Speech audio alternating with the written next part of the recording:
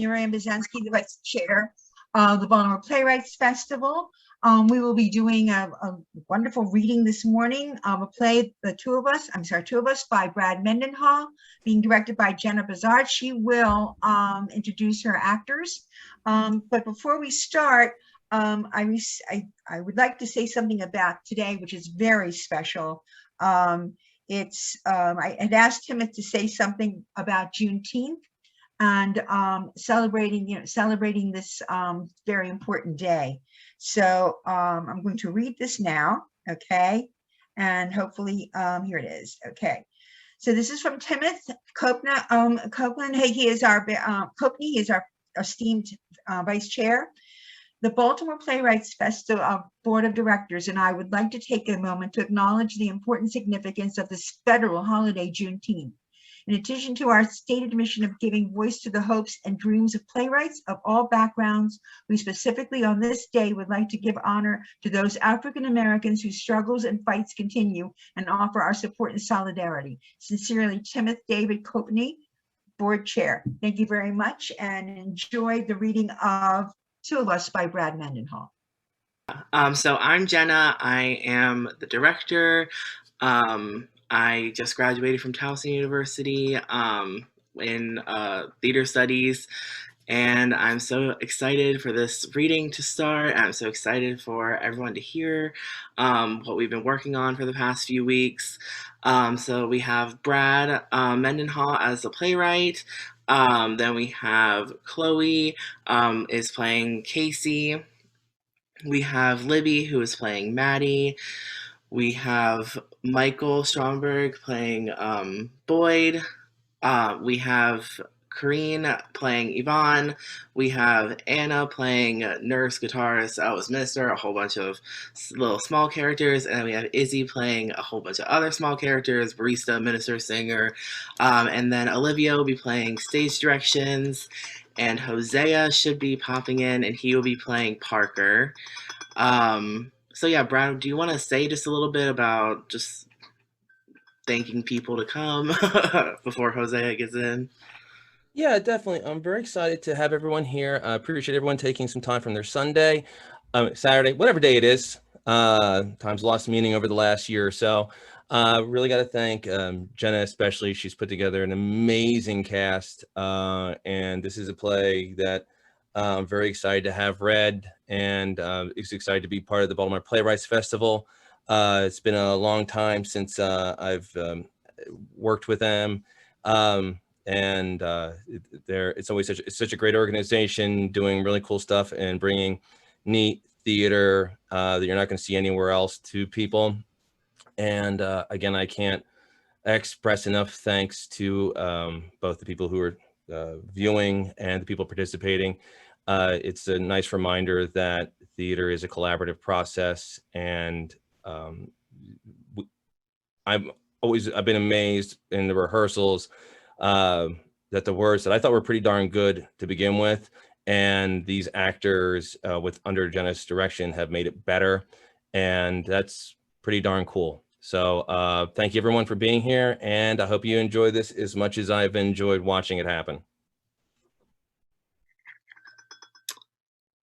Okay, and Hosea's here now. So Hosea, just change your name real quick, and then, okay, cool, you got it. All right, I guess without further ado, let's get into it.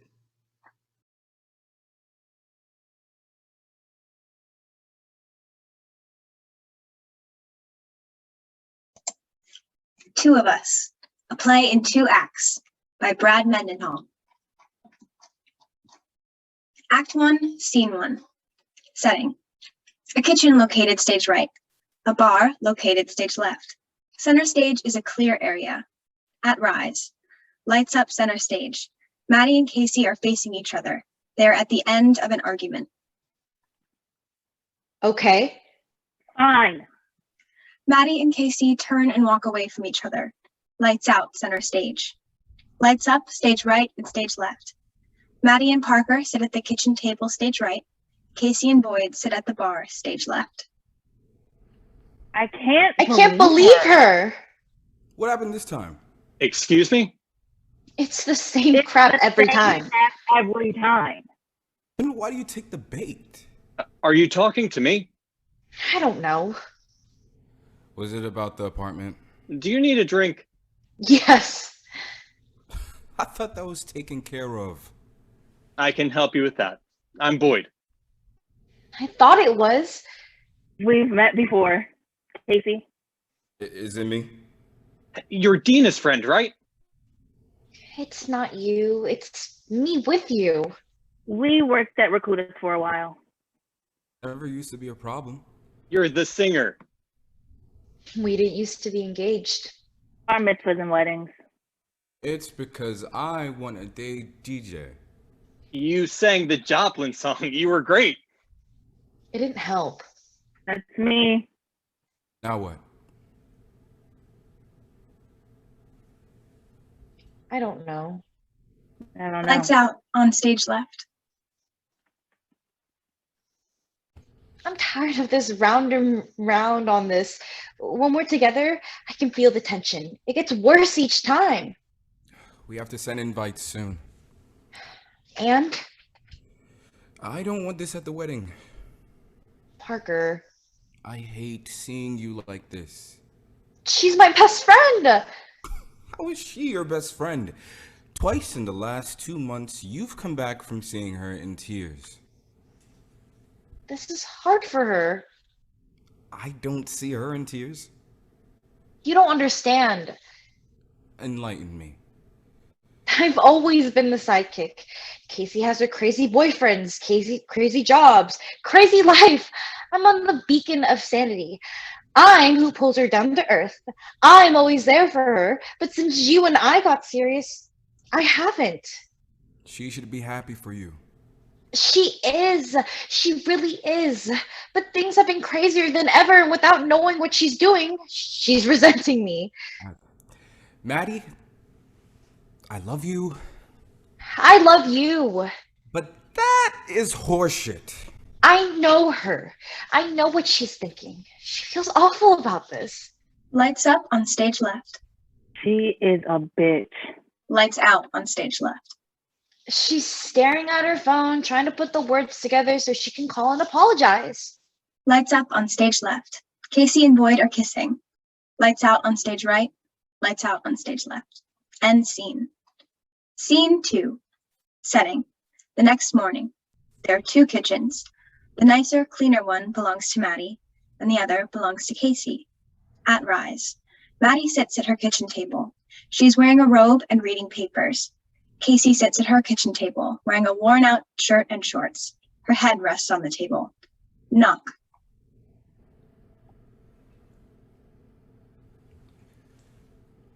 One sec. Goes to the door. It's Parker. Why did you knock? Forgot my keys. Parker and Maddie sit. Parker has a coffee and bagels. Maddie takes one of the coffees. Thanks. Maddie goes back to her paper. The doorbell rings. Piss off. You sure? Yes. You left things in my car. Didn't you call? One thing was your purse, which has your cell phone. That makes sense. I'm glad you think so. I didn't want you to. Can I come in? There's a glaring old woman. Casey goes to the door. Leave them alone, Gladys. Are we not saying things now? Sorry, I have to get through these. How many do you have left? I'm not selling him drugs. I do not sell drugs. I am a teacher. Too many. This is going to take all weekend. Should I leave? No, we need to get these invites taken care of. I did not become a teacher to sell. Crazy. She walks back to the table, dragging Boyd behind her. What the hell? Casey sits Boyd in one of the chairs. She sat in the chair opposite him. You call? No. Crazy old neighbor looking for attention. Sorry. You? Yes. Didn't get to her. Did you leave a message? Casey checks her phone. No message. No message. Your friend? Should you have? She called. Lights down on Casey and Boyd. Maybe. It was late and I had no idea what I was going to say. Hi, it's 2 a.m. and I'm not apologizing, but I'll accept one from you. It's patronizing. True. Should I just say I'm sorry? Are you? That has nothing to do with it. Please don't. It will make life easier. It won't. You're going to apologize without meaning it. She's going to accept and think she can pull the same crap. We're getting very, very close to the wedding. She's going to piss you off again, and it's going to be that much worse because you're going to be mad at her and mad at yourself for not apologizing. What should I do? Nothing. She'll see that you called. She'll eventually call back. You'll have an uncomfortable conversation. Someone will suggest going to a movie where Channing Tatum shows his ass, and that'll be the end of it. You think so? For everyone's sake, I do. I do not want to look at Channing Tatum's ass ever again. Okay. Lights out on Maddie and Parker. Lights up on Casey and Boyd. You're a teacher? I sub now and then. If I told Gladys I sing in a wedding band and waitress, it would just give her more if she sells drugs ammo. How long has that been going on? A few years. I would have company over. We'd play a little music, a little too late, a little too long. Gladys came to the apartment to complain, and she said she smelled pot. What did she smell? Pot. But I am strictly a consumer. Fair enough. What do you do? Sales. Pot. Fraud software. Exciting. It pays the bills. I travel a lot. Anywhere fun? Went to Amsterdam for a conference last year. Learn anything? You don't go to coffee shops for coffee. You travel much? Only where I can drive, usually for weddings. Don't like to fly? Like to fly, but it's rich for my blood. I live paycheck to paycheck. No big deal. I'm young. Singing thing takes time. Glad you came by. I'm glad you're glad. I worried you'd think me creepy. No. If not for the phone, I wouldn't have just shown up. Understood. I had fun last night. I hope you weren't disappointed. I didn't. I was happy how we left things. Good. Lights up on Maddie and Parker.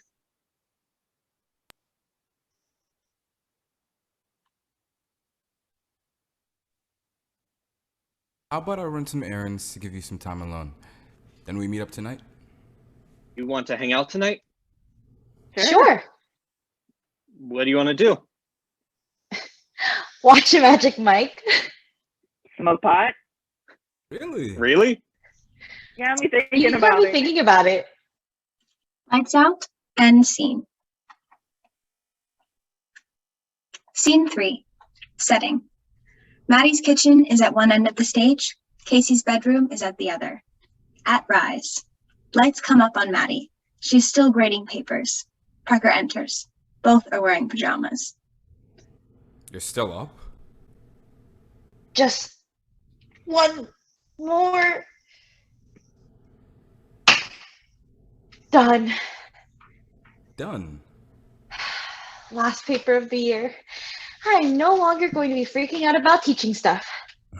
I can now freak out about the wedding stuff. Good to know. Where are the invites? You're kidding. Let's go! I have last paper graded juices flowing! Let's put them to good use! What? You think writing wedding invitations is the best option? You have a better idea? Parker takes Maddie's hand and leads her off stage. I have a thought. Lights off on Maddie and Parker. Lights up on Casey and Boyd. They are lying in bed. Nice. Yeah? Yeah, that was nice. Thank you. You're welcome. Thank you for being polite. You know what I mean. I think so. It's been a while. The last guy was mean. How was he mean? Some guys are mean afterwards or during. Oh, What's that about? I don't understand my own behavior. I can't explain other guys. You're not turning mean? I'm cranky before my morning coffee, but that's it. I'm holding you to that. I've been warned. Casey covers herself in a sheet, goes to her purse on the floor by the bed. What's up? The phone was off. I'm checking for calls. Now? You should probably know I'm crazy checking my phone. If I go 5 minutes with it off, I have to check it. I'll remember to last less than 5 minutes next time. Casey checks the phone, Nope. puts the phone back in her purse. Casey gets back in bed. Your friend hasn't called back? She thinks it's my turn. Is it? I guess so. It was a silly fight. We've been having those. How come? She was going to room with me, which would have been a lifesaver. Her boyfriend proposed, which stunned everyone. She backed out of the lease and I'm stuck in this pit. I see. I know. What is she supposed to do? Say no because of me? Of course not, but still put me in a bind and made me a little pissy, which isn't fair. I know, but there's more. Don't like the boyfriend? He's fine. He doesn't like me much, or maybe he doesn't care one way or the other. The problem is she is hyper focused on the wedding. It's all she talks about and thinks about, and it's tiresome. And this is embarrassing.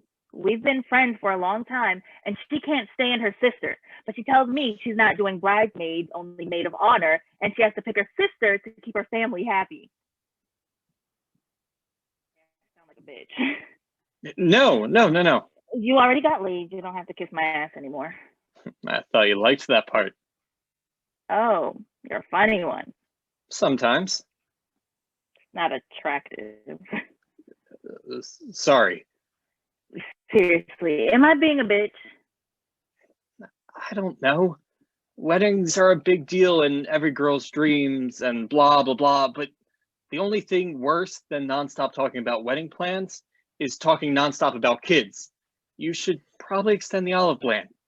You don't beat yourself up, though. Lights up on Maddie's kitchen. Maddie enters wearing her pajama top and no bottoms. She opens the fridge. That makes me feel better. Thanks. Parker enters. He's wearing a bathrobe. What are you doing? Maddie pulls out a bottle of water and drinks from it. You're welcome. In fairness, I am inclined to your side since I've seen your breast. Need water. If your friend lets me see her breast, my views might change. Can't you wait 5 seconds before dashing to the kitchen? I have much better boobs. You know what happens if I get dehydrated? Here we go. She has legs for days, but my boobs put hers to shame. If I don't pee within a half hour after sex, stock up on cranberry juice. Legs are nice. There used to be mystery in our relationship. Is that a complaint? No. I'm just saying I want you to understand. we've become very comfortable with each other. I appreciate many aspects of the female form. Nice save. Nice. Hey. Thanks. Tomorrow, why don't you help me finish the invites? Coming back to bed? Sounds good. If you insist. What are we doing about Casey? You know, I get a lot of leeway when it comes to bringing people with me on trips. I know we're mad at each other, Really? but this will blow over. As long as the company doesn't pay for your flight, room, and food is on them. Sure. Flights are still expensive. I'm sure. I have more frequent flyer miles than I know what to do with. The first invite we write tomorrow. That's a tempting offer. Thanks. I'm going to Detroit Wednesday. Never mind. Back to bed. It's not bad in the summer. Not yet. Thanks, but the school year isn't over. I might get an assignment or two. Parker stands and kisses Maddie. Don't stay up too long. He exits. Next time. Maddie stands and gets her phone. Next time. Maddie considers calling Casey. Sleepy? Maddie changes her mind and puts the phone on the kitchen table. Very. She turns out the light. You really have to pee. She exits. Lights out. End scene. Scene 4. Setting. Right stage is Maddie's bedroom. Left stage is Casey's kitchen. At Rise. Lights up left stage. Yvonne is sitting at the kitchen table. Casey enters. She's surprised and not happy to see Yvonne. Yvonne, Casey, what a surprise. I was nearby and I thought I'd check in. Did I leave the door unlocked? Your landlord is delightful. He is. Well, he was surprised to see me. Apparently you told him that your mother was dead. Pretty sure I used the word wished during that conversation. Charming. Like you told me, Yvonne, you can't get by on big boobs alone. Casey, you could call me Mom. I could call you a lot of things. Many you would dislike more than your name. Lights up stage right. Phone rings. Why do you have to go on the attack? Coming. I attack all intruders. Most get maced. Maddie enters and answers the phone. Hello?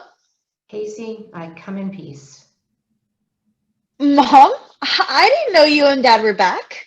You know, Robert is renting a house for the summer and, well, you're invited to stay with us. You got it? What do you think? I told you, Yvonne, the only way I will ever be under the same roof as Robert again is to shove an ice pick in his temple. I know! They turned out better than I hoped. Robert is very sorry for the misunderstanding. What he meant to do was... I don't care what he meant. Did Dad see them?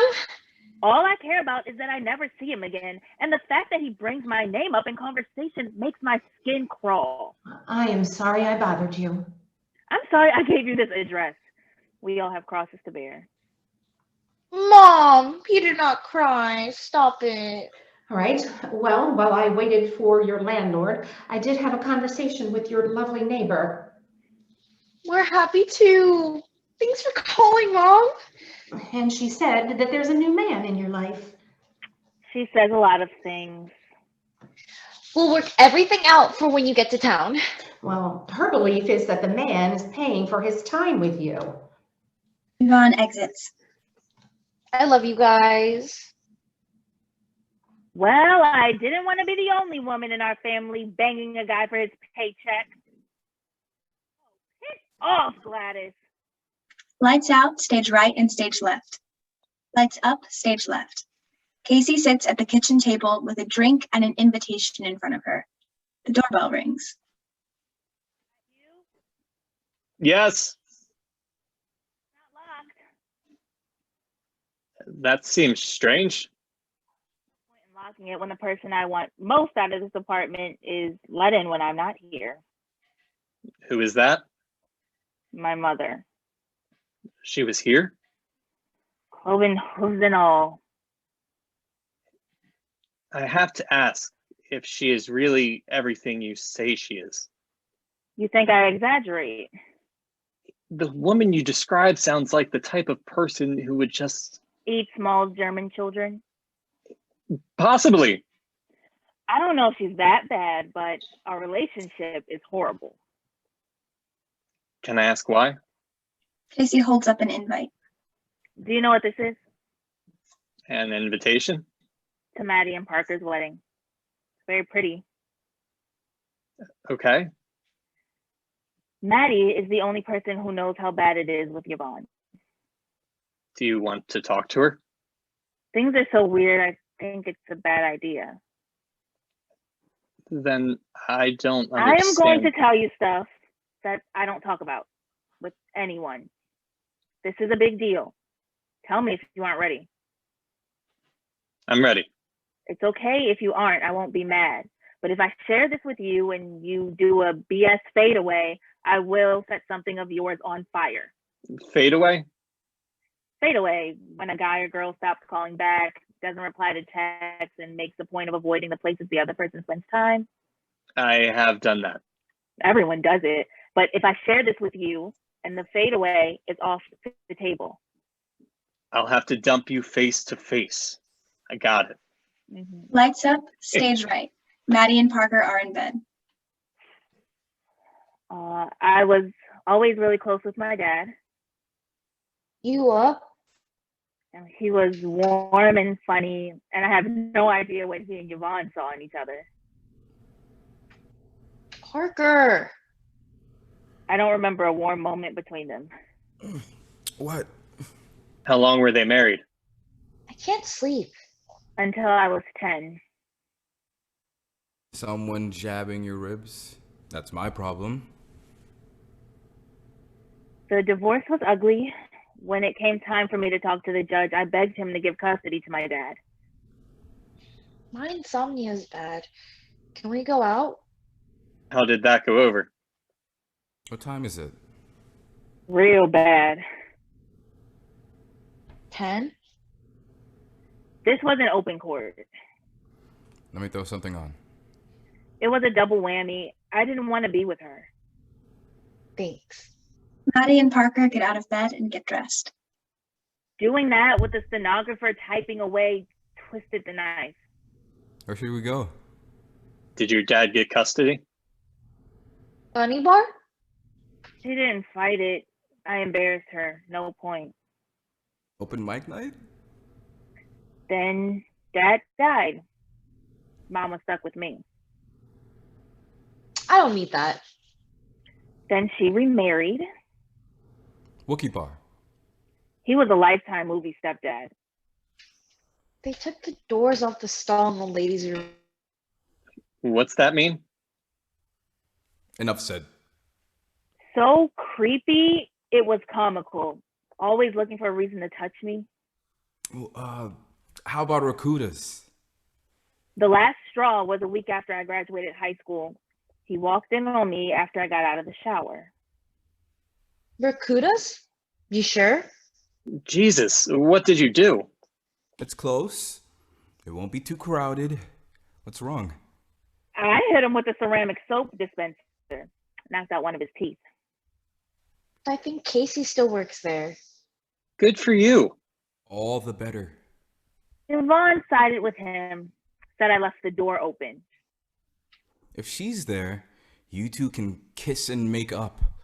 Or pretend nothing happened. Which is crap, because I made damn sure to lock the door when I showered. The situation will be put to rest. What happened then? Okay. You're right. Then can we do the rest of this later?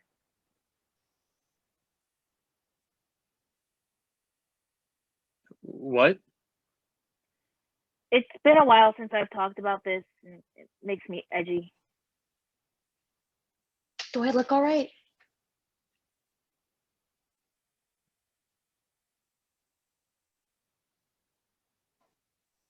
What do you want to do? You look great. I'm up. Let's hit a bar. Where do you want to go? Let's do Rakutas. Let's do Maddie Rakutas. and Parker exit. Lights out, stage right.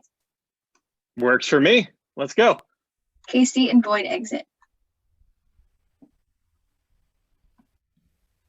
Don't start with me, Gladys. We are not going out for drugs. We are going out for drinks. Why would you say that? What about me makes you think I would take money? You know what? Tonight it's free. He's going to get to do all the weird stuff. Casey enters, pulling Boyd behind her. Hope you have a wish list because tonight's the night to pull it out. Just so I have this straight, you want to have sex to spite the crazy neighbor lady? Weird sex. Loud, weird sex. A better man would have a problem with this. They kiss. Lights out, stage left. End scene. Scene 5. Setting. Stage right is Maddie's kitchen. Stage left is Casey's kitchen. Maddie's wedding invite is on the table. There is a pen on top of the invite. At Rise. Lights up, stage left. Casey enters with a bag of groceries. She puts a pineapple at the end of the table and everything else in the refrigerator. She picks up the pineapple to put it away. She stops, puts it back on the table, and sits in the opposite chair. I'm falling in love. I'm surprised too. It has been a while. Sophomore year at college. His name is Jesse, chunky guy on the boxing team. He was adorable. He beat up a guy who called me the C word, but I'm getting off topic. I'm falling in love with Boyd.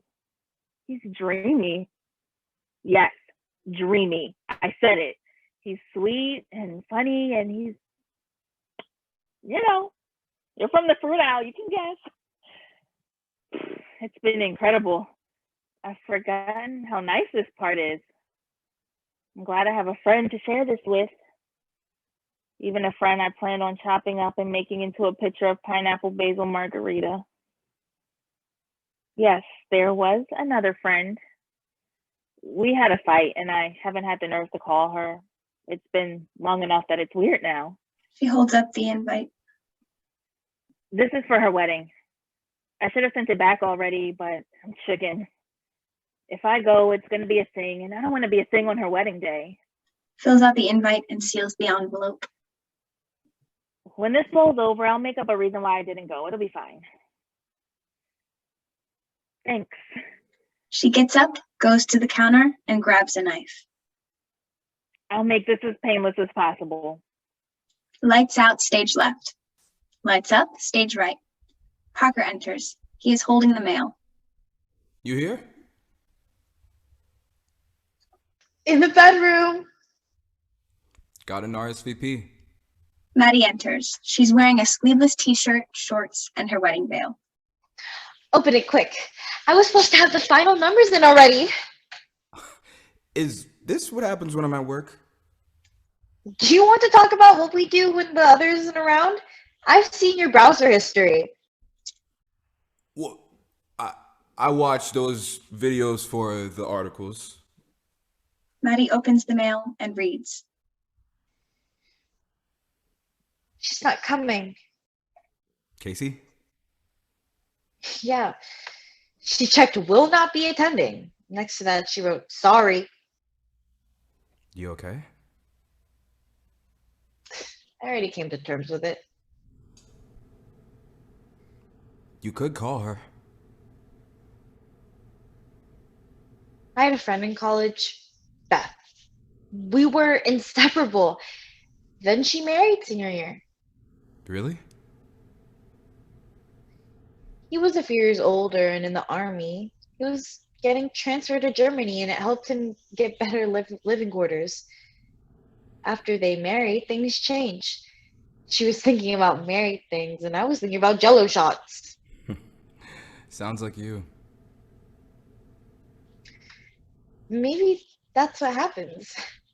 You marry and your focus becomes a marriage. Maybe Casey sensed what was coming and that's what this fight is. She pulled away and I'm not chasing her. We know this is happening, so we're doing a clean break. You're blowing this up in your head. Everything feels big now because we're at a big part of our life. But she's your friend. She loves you. You love her. Give her a call. Maybe when things aren't big, when life is right-sized, I'll pick up the phone. You sure? I'm sure. Hope you don't regret this. Aside from being crazy, she's a good friend to have. Lights up, stage left. Casey is chopping the pineapple. I'm sorry, but I love a good margarita. Lights down, stage left. Lights down, stage right. End scene. Scene 6. Setting. Stage left is Maddie's bedroom. Maddie's wedding dress is hanging on the door. Stage right is a Las Vegas hotel room. At Rise. Lights up on stage left. Maddie is in bed. Her phone rings. What? Where? Hello? Kate? Where are you? Where's your brother? Put him on. Lights up, stage right. Boyd and Casey enter. And this is our room. Nice. Don't be silly. We can talk. We just can't see each other. The best room the good folks of Roxanne can provide. Really? Of course, that's the rule. No, there are much better rooms, but it's free and there's a breakfast buffet. Fine. What's his message? Free is good. More to gamble. Did you read the pamphlet on card counting? Tell him I love him too. I read the pamphlet and the one for the brothel in Carson City. I'll be there soon. Road trip. Bye. Cute. You okay? You seem off. Maddie gets out of bed and puts on a sweatshirt and sweatpants. I'm fine. It's just today. You're thinking of your friend? Maddie puts on a baseball cap featuring the word bride. I'm going to let you in on a little secret. I love weddings. Maddie grabs the wedding dress and exits. Lights down on stage right. I would never have guessed. There's something neat about watching people dedicate themselves to each other, family and friends there, people who will never be in the same room again, sharing this incredible experience. That's nice. I love the knowing glances people share because they know the bride and groom can't wait to be alone. It's sweet and sexy and fun, and then everyone gets horny. What? I was at this one wedding where the groom was 6'2" with broad shoulders and he was poured into his tux. And the bride was this little pixie with glowing cheeks and bedroom eyes. And the reception was in a hotel ballroom. The first dance was this gorgeous jazz ballad and not some stupid pop country song. The room felt electric and smoky. Everyone started dancing closer and kissing and whispering. One at a time, couples scampered off and showed up 20 minutes later with sneaky grins. Wow. 9 months later, there were 3 wedding babies. There will be more weddings. I know. There's an Elvis chapel 2 blocks away. We can crash a few. Not the same. Why don't we skip unpacking and hit the slots? Slots are for blue hairs. Blackjack. Boyd kisses Casey. That's the talk I like. Casey and Boyd exit. Lights out, stage left. End scene. Scene 7. Setting. Stage right is a church altar. Stage left is an Elvis-themed Las Vegas altar. At Rise. Lights out on stage right. Maddie and Parker are standing with the minister. Maddie is wearing a wedding dress. Parker is wearing a tuxedo. Lights out on stage left. Casey and Boyd are standing with the Elvis minister. Casey is wearing a sleeveless t-shirt and jean shorts. Boyd is wearing a Las Vegas t-shirt and jeans. You look beautiful. You too. Lights up, stage right. Maddie and Parker are facing each other with the minister standing behind them. You sure you want to do this? Sure. What the hell? Lights up, stage left. Casey and Boyd are facing each other with the Elvis minister standing behind them. They both have had too much to drink. Dearly beloved, we are gathered here to join Madison and Parker, this hound dog and this hard-headed woman, in a holy matrimony. Lights out, stage left. Do you, Madison, take Parker to be your lawfully wedded husband? Lights out, stage right. Lights out, stage left. Casey, do you take this man to forever be your hunk of burning love? Yep. Lights out, stage left. Lights up, stage right. Do you, Parker, take Madison to be your lawfully wedded wife? I do. Lights out, stage right. Lights up, stage left.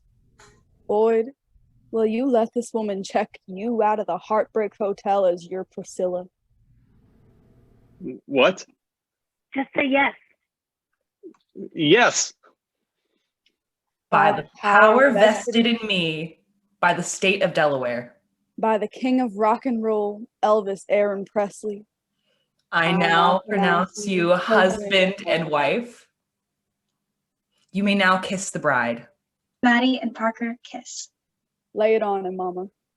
Casey and Boyd kiss. Pretty sure I'm gonna throw up. Lights out, stage right and stage left. End scene. End of Act 1. Okay, we're gonna take a 5-minute intermission, and just pop back on at 2, and then we will hop back into Act 2. Okay, so I hope everybody is back, and we can jump into Act 2. Enjoy. Act 2, Scene 1. Setting. Stage right is Maddie's kitchen. Parker is sitting at the table. Stage left is Casey's bedroom. Boyd is lying in bed. At rise, Maddie enters the kitchen. Casey enters the bedroom. That sucked. Girls not a bust? No fun at the slumber party? Mary is very intense. It's a vibrator party. How can these women be that uptight? We do not see eye to eye on certain things. I sing one Patsy Cline song into a G swirl and these bitches clutch their pearls. Such as? I don't understand the words you said. Let me explain how these things work. Lights out, stage left. I get in the car and we're driving to the movie. 4 minutes in, she asks, "What do you think about aliens?" I say, "You mean like illegal aliens and border patrols?" She laughs and says, "No, of course not." I think, thank God, because that conversation gets heated real quick. Then things get worse. Have you heard of the reptoid hypothesis? No. I'm going to simplify because I only caught part of what she was saying. Basically, Lights down, stage right. Lights up, stage left. Being a woman is complicated. Yeah, all a guy needs is side boob on TV. It also helps to know the different properties of Lubriderm and antibacterial gel. Did you buy anything? A handbag. Filled with? I don't need that stuff. Why buy the milk when you have a cow at home? I don't vibrate. Car battery and jumper cables will fix that. Do most married couples talk like this? If they're lucky. Casey and Boyd kiss. Sorry things didn't turn out. I know you've missed female company. It's okay. I don't know what I was thinking. Even if I hit it off with someone, I'm leaving Friday. 2 months. Aruba, Jamaica, Bermuda, Bahama. Stop naming places from Kokomo. Will you survive without me? I have Gladys. Knocks on the wall behind the bed. There is an angry knockback. Okay, no fooling around. What about over the clothes stuff? Lights down, stage left. Lights up, stage right. and the lizard people chose Barack Obama as the Antichrist. Wow, that is one of the crazier things I have ever heard. The crazy wasn't the worst part. That would be the fact she took a half hour to explain this to me without taking a breath. She started in the car, continued while we got tickets, barreled through the previews, and came to a stop 5 minutes into the movie. How did the other moviegoers appreciate this? Angry stares. After finishing her monologue, she asked, "What do you think?" I'm trying to be nice, so I just shrug and say, "Interesting." Sensible. She didn't feel the same. Mary stands and yells, "I'm sorry, but I can't be around a sheep feeding at the trough of ignorance." She did not say that. She did! Nobody says that. There's at least one person who does. Are you sure you can live without me for 2 weeks? The world seems to hate you. I'm fine. Go, Pop needs you. You can't come? Finals are coming up. Wish I could. Lights up, stage left. I know. I'm being selfish. We'll talk every night. I'll email every day. I know. I know. Make friends. Spend time with their family. See the sights. Get in touch with your friends. I will. I love you. love you. You too. Lights out, stage right and stage left. End scene. Scene 2. Setting. Center stage is a coffee shop. Left stage is Casey's bedroom. At Rise. Lights up at center stage. Boyd is at the counter getting his order from the barista. There you go. Thanks. Boyd is holding a coffee and a newspaper. He reads the paper as he exits. Maddie enters checking her phone. She and Boyd do not notice each other as they pass. Oh, how can I help you? Coffee with a lot of cream. Coming right up. Lights up on stage left. Boyd enters the bedroom. He grabs his laptop computer and sits on the bed. $4.50. A cell phone rings. Here you go. Maddie places money on the counter, grabs her coffee. She steps away from the counter and answers her phone. Hey, sweetie. Boyd is reading an email. He becomes more concerned as he reads. What's wrong? Is Pop okay? Parker, you're scaring me. What's going? What? Boyd finishes reading the email. What? You are fucking kidding me. Lights down. End scene. Scene 3. Setting. Stage right is Maddie's kitchen. Center stage is the deck of a cruise ship. Stage left is Casey's kitchen. At Rise. Lights up, stage right. Maddie is sitting at the kitchen table. Parker enters. Hi. Hi. How's Pop? He's good. Thanks. Lights up, center stage. Casey is standing with a cell phone to her ear. You know what happened with my parents. I do. Lights up, stage left. Boyd is sitting at the kitchen table as the phone rings. When I got older, Mom shared as many details as she thought I could handle. Hi. Hi. When Mom found out what Dad did, she wanted every detail. Which hotel, what protection, was she married? Mom tortured herself asking horrible questions.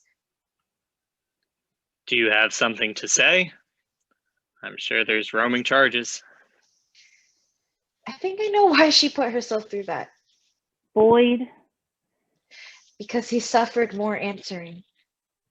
That's why you emailed me, isn't it? Because you didn't want roaming charges. Why else would you tell me that in an email? Eddie.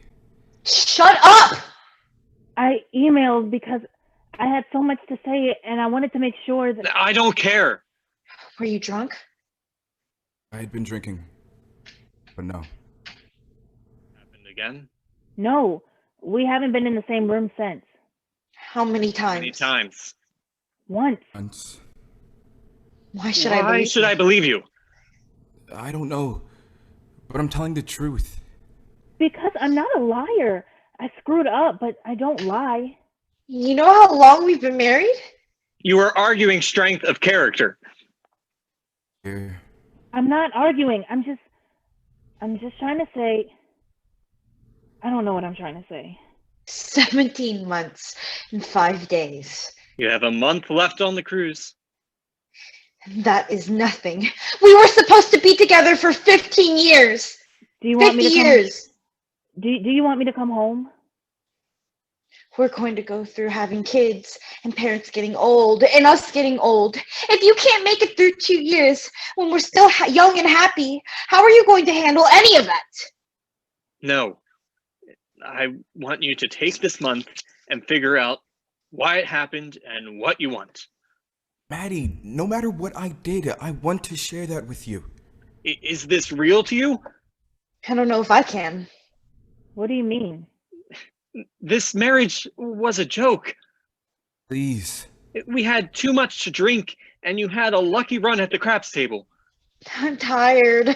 I'm very, very tired. You were sad about your friend's wedding, and I asked you to marry me as a lark. I can stay at the hotel. Did it, and I thought it'd get annulled. You should do that. I didn't want that. Leave you alone till you want to talk. Do you want this? Okay. Are you with me because it's easier and more fun than ending it? Tucker exits. Of course I... Don't. Just take this month and think about it. Because I don't think you have. Maddie cries. Lights out, stage right. All right. Email me when you'll be back. We'll talk more. All right. All right. Goodbye.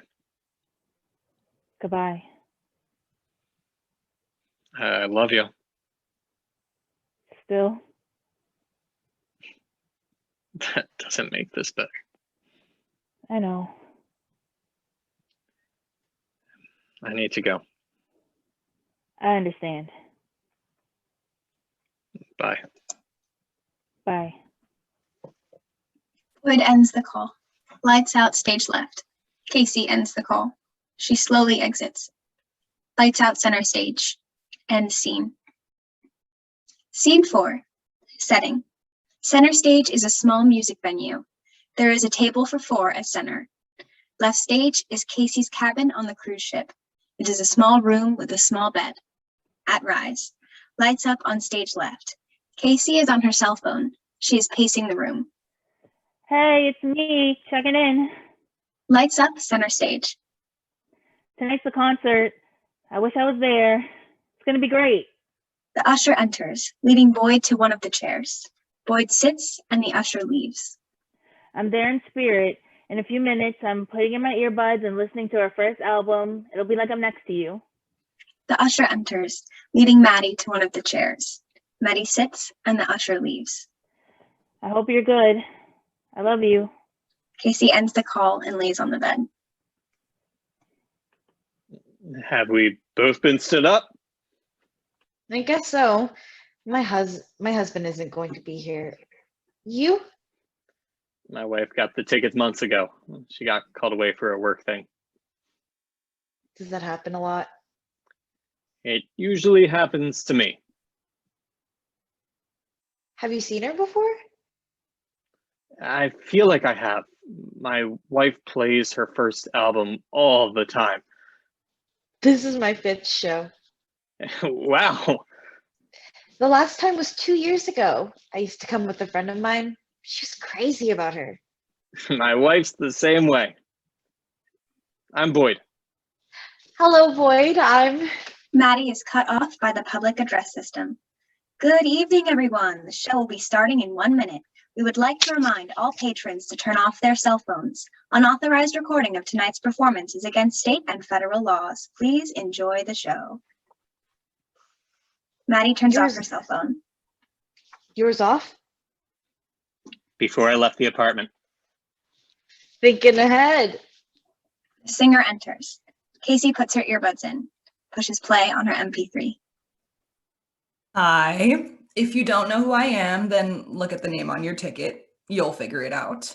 I'm pretty bad at small talk, so let's get started.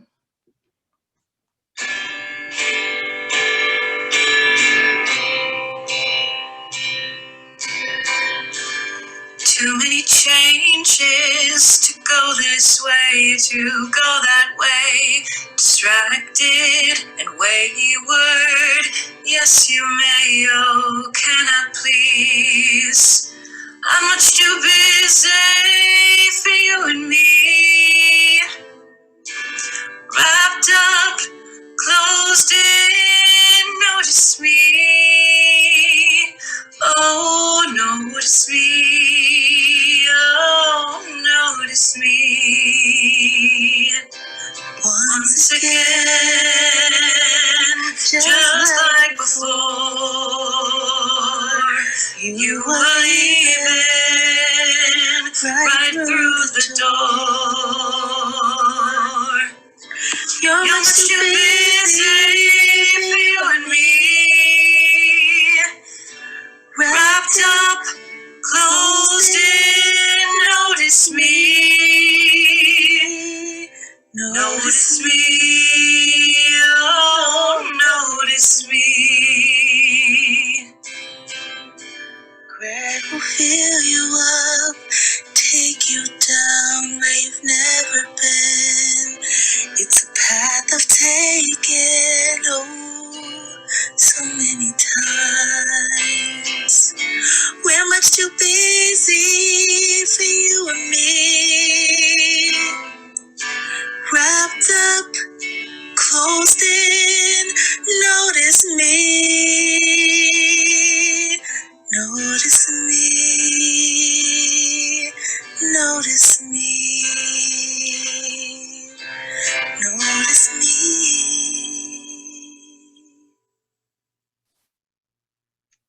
The song ends. Lights down on stage left. Applause. Thank you. You've been a wonderful audience. End scene. Scene 5. Setting. Stage right is Maddie's kitchen. Stage left is Casey's kitchen. At rise. Lights up stage right. Maddie is sitting at the table. Lights up stage left. The room is empty. Parker knocks as he enters halfway. Can I come in? Please. He enters and walks to the table. Hi. Hi. Please sit. It's good to see you.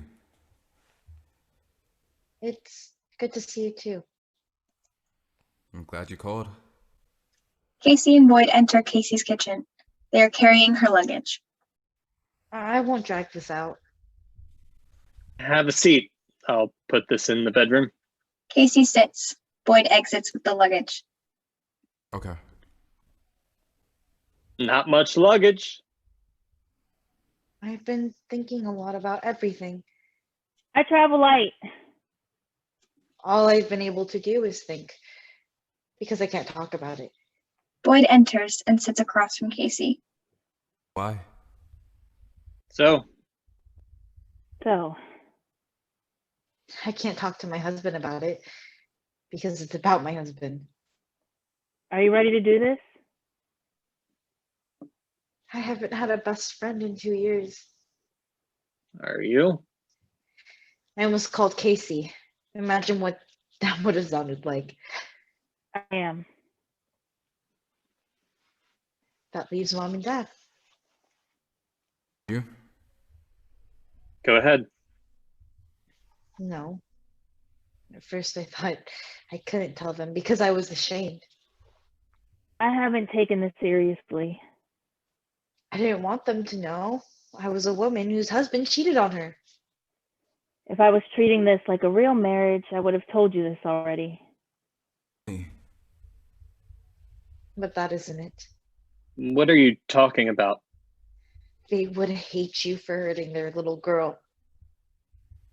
I'm sick. Every picture from every happy event in our lives would have mom or dad looking at you from the corner of their eye, disapproving. What does sick mean? I can't have that because I want you in my life. There's a term for it. I have stuff for you to read, but it means I can't fight off viruses. All is not forgiven. My joints don't work like they should. We need counseling. There's other stuff. Of course. The biggest thing is I can't get pregnant. It's going to take a while to get back to where we were.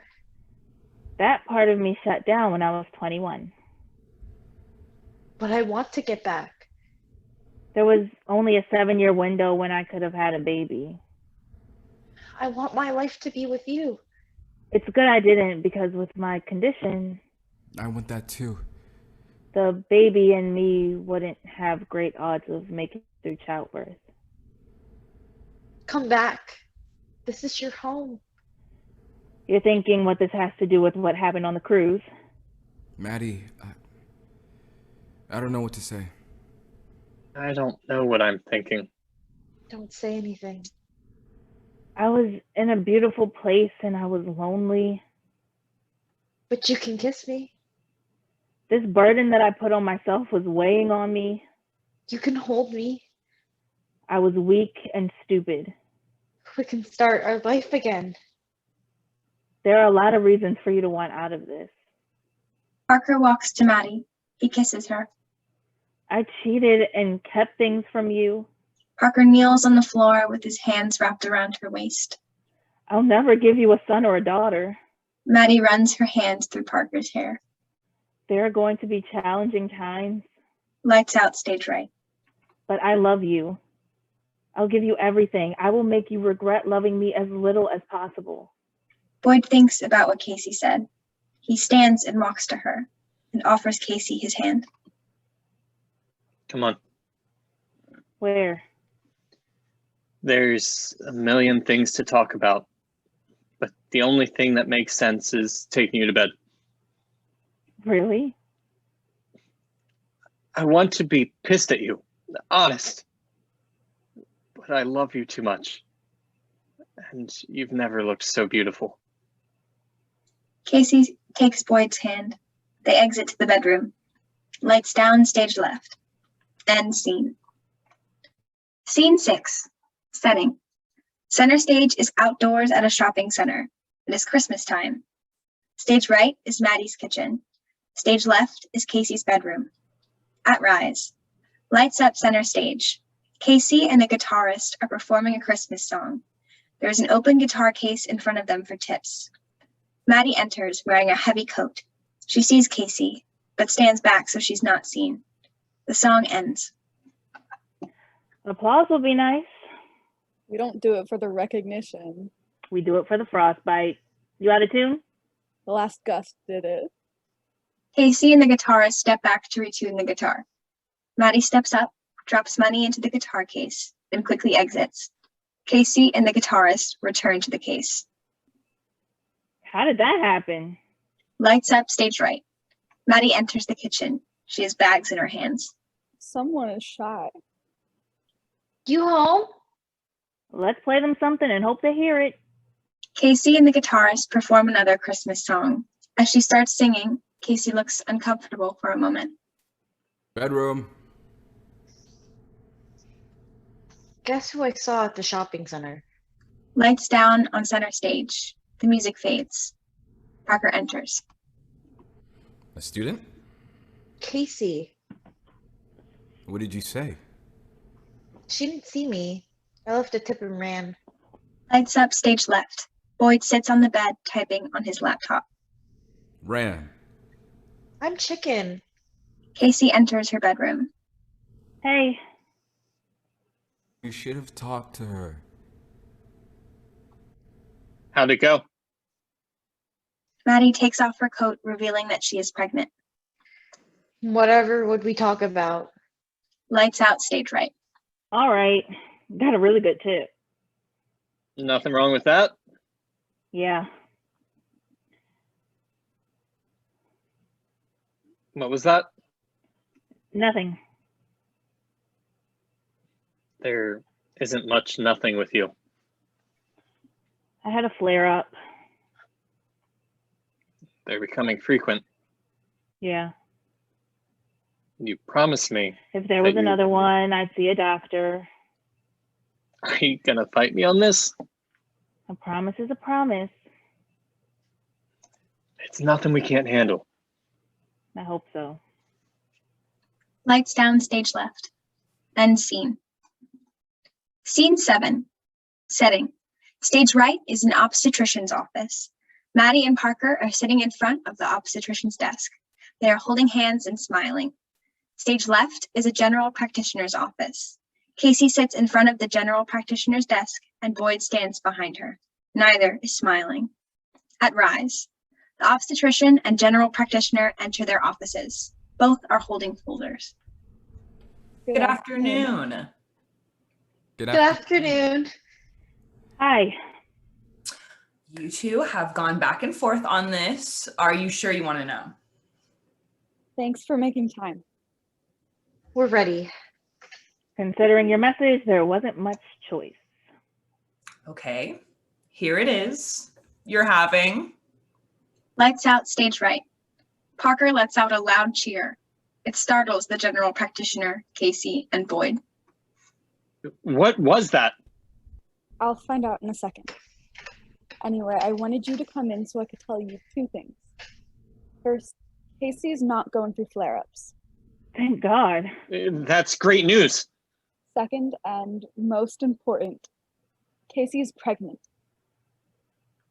What? The tests have been run and rerun. Casey, you're pregnant. You're in your 2nd trimester. I can't be pregnant. I was told I cannot get pregnant. I'm physically unable to get pregnant. The doctor who told you that should have used the word probably more often. They said even if I could, I wouldn't make it to full term. Boyd, have a seat. I'm putting the cards on the table. This is a high-risk pregnancy. There is no way you are getting past 34 weeks without being induced, and you're not going home. What? You're on bed rest immediately. We are checking you into a room. You're not leaving until the baby is born. When that happens, he or she will spend up to 2 months in the NICU. NICU? Neonatal intensive care unit. 2 months? The little one will weigh between 3 and 4 pounds. Believe it or not, he or she will be one of the bigger babies there. More important than weight is lung development. When and only when the lungs are healthy, your baby will go home with you. Oh my God. Are you two okay? I guess so. We're all adults here. You're scared and you have every right to be. Casey, there is risk and that baby may not survive this. We can do many things to lessen the risks, but we can't make them disappear. There's an alternative. You mean? It's not something I'm allowed to say, and it's not something I can officially endorse, but again, we're all adults. I cannot give you the time that you should have to weigh everything. If you want this child, and if you're ready for the risks, I will take Casey directly to the maternity ward. Once she's settled, I will send Boyd home to get everything needed to spend the next months here. I work with an excellent obstetrician who will answer all the questions you would have. Can you give us a minute? Of course. General practitioner exits. So, Lights up, stage right. The obstetrician is looking over sonogram pictures with Maddie and Parker. I feel silly about the I will never give you a son or daughter thing. Yeah. The general practitioner enters stage right. How close are you to running out that door? Did I hear a scream from this direction? Not out the door. We have an excited father. Through the wall. Having a boy. Oh my gosh. I want this baby. Yeah. Congratulations. I thought the doctor was going to tell me it was flare-ups or I was going through menopause. In your 20s? I didn't want to admit it, but this is what I was hoping for. It happens to people like me. I haven't had a period in 6 months. I've gone 3 or 4 months before, but never that long. I figured But it's a baby. it's a baby. And how do you feel about this? A baby I've known about for 5 minutes. I like the idea of a little girl. But I've never loved anything so much in my life. But I was a tomboy growing up. Sorry. Don't worry about it. I can't wait to watch him get dirty and roughhouse. I'm really scared, but I've never been so happy in my life. Lights down, stage right and stage left. End scene. Scene 8. Setting. Stage right is Maddie and Parker's bedroom. Stage left is Casey's hospital room. There's one chair for guests. At Rise, Maddie and Parker are in bed stage right.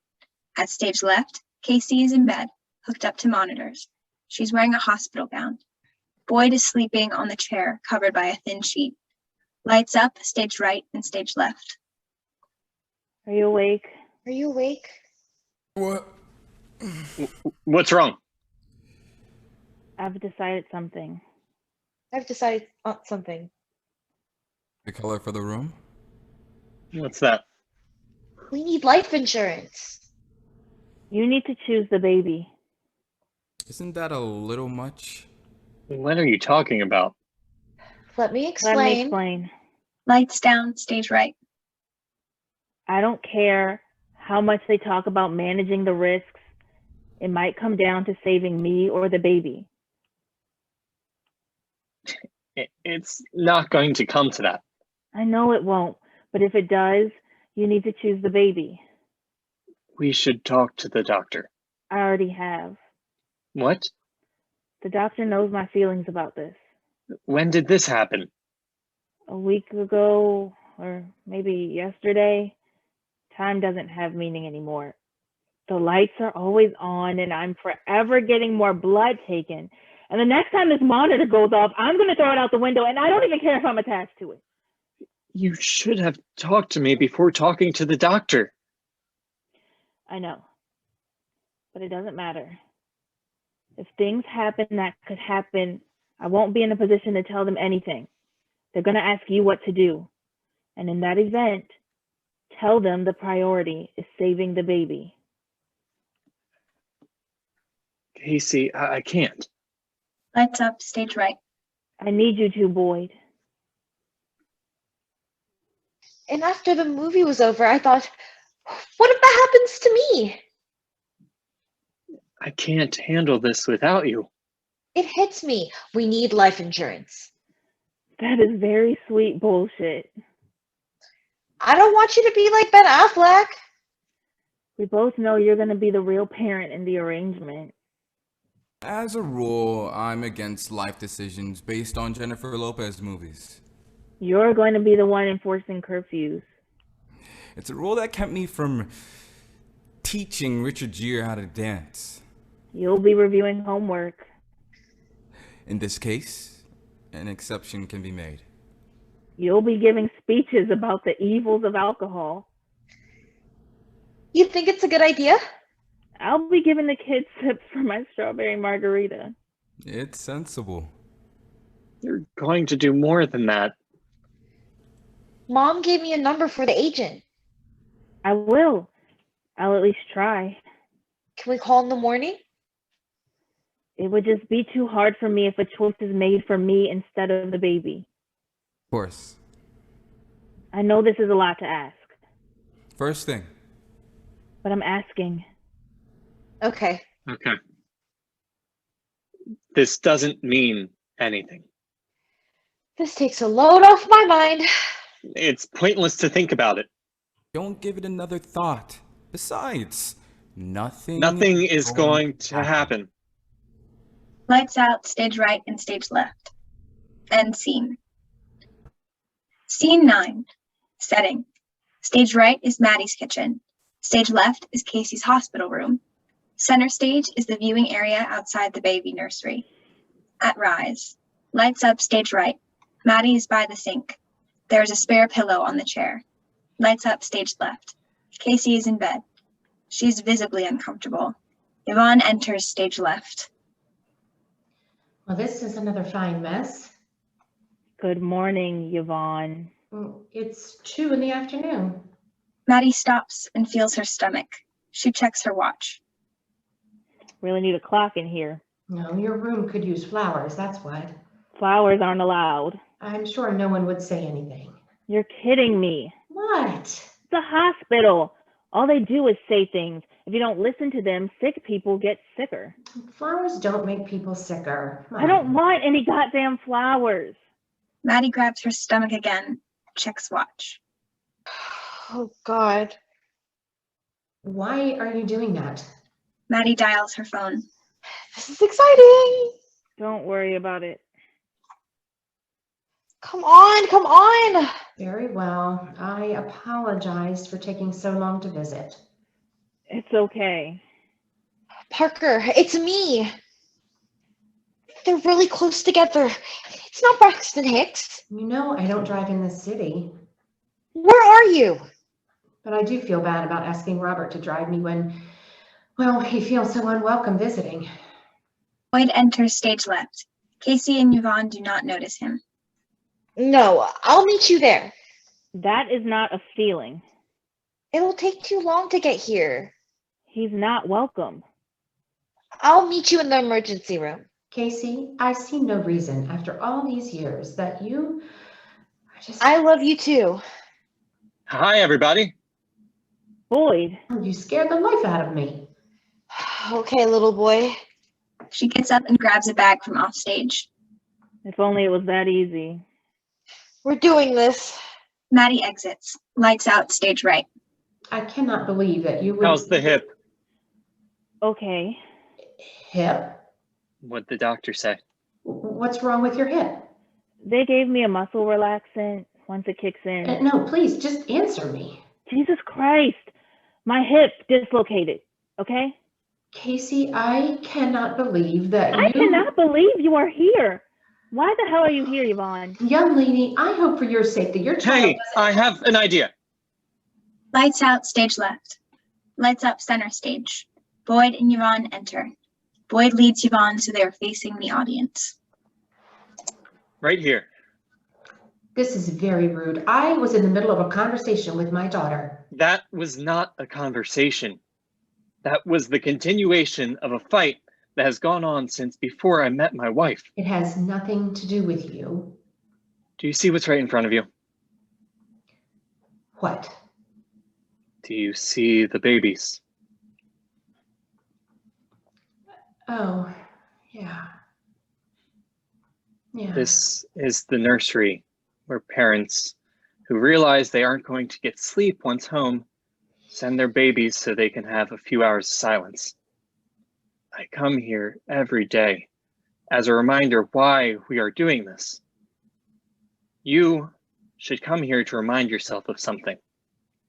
What is that? The fight is over. You lost. Excuse me? The little snippy fight has officially ended. My wife won. You want to know why? Yeah, I'm dying to know. Because if you keep it up, you won't get this close to your grandbaby. What are you saying? You can't. What I am saying is if you ever mention your husband's name in front of my wife again, if you enter a room my wife is in with the intention of upsetting her, if she sheds another tear because of something you say, I will make sure you never so much as see a picture of my child. That is not what I... This is your only chance, Yvonne. Only child's only child. You have one opportunity to be a grandmother. Maddie and Parker pass through the background center stage. Maddie is in a wheelchair, breathing through contractions. She's pushed by a nurse. We're almost there. Keep breathing. You expect me to allow her to slander my husband every time I see her? Maddie, Parker, and the nurse exit. I expect you to screw it up and get kicked out of our home. Be aware after that happens, the next time our baby sees you will be when you're in a casket. You can't. I fucking can. You will, Yvonne. The fight is over. You lost. You lost big. Live with it or say goodbye to your grandbaby. Boyd exits. Yvonne looks out into the audience. Lights down center stage. End scene. Scene 10. Setting. Stage right is Maddie's hospital room. Stage left is Casey's hospital room. At Rise. Lights up stage right and stage left. Stage right, Maddie is in her bed holding her baby. Parker sits on the bed next to her. Stage left, Casey is asleep in bed. Boyd sits in the chair, asleep. The nurse said that. Yep. If our first one is that fast, the next one will probably be born to the ride to the hospital. Scary thought. How are you feeling? The obstetrician enters stage left. She is followed by a nurse pushing a wheelchair. Casey, I need you to wake up.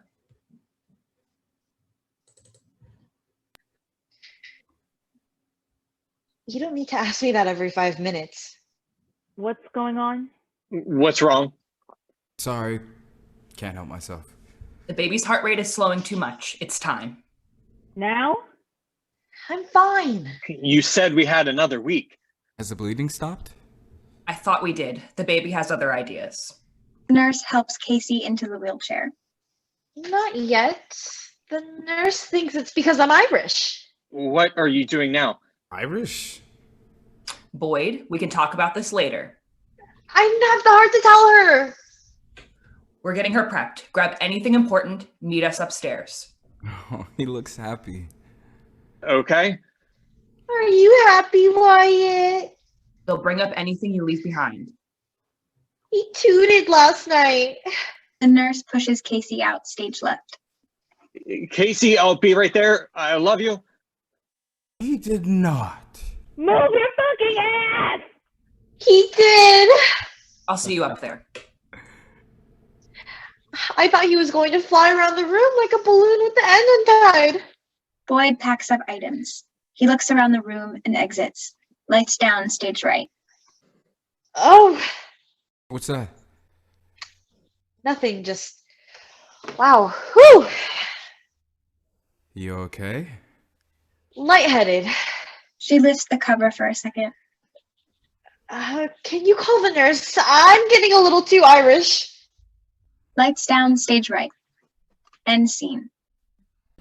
Scene 11. Setting. Stage right is a small room with several chairs. Parker sits waiting.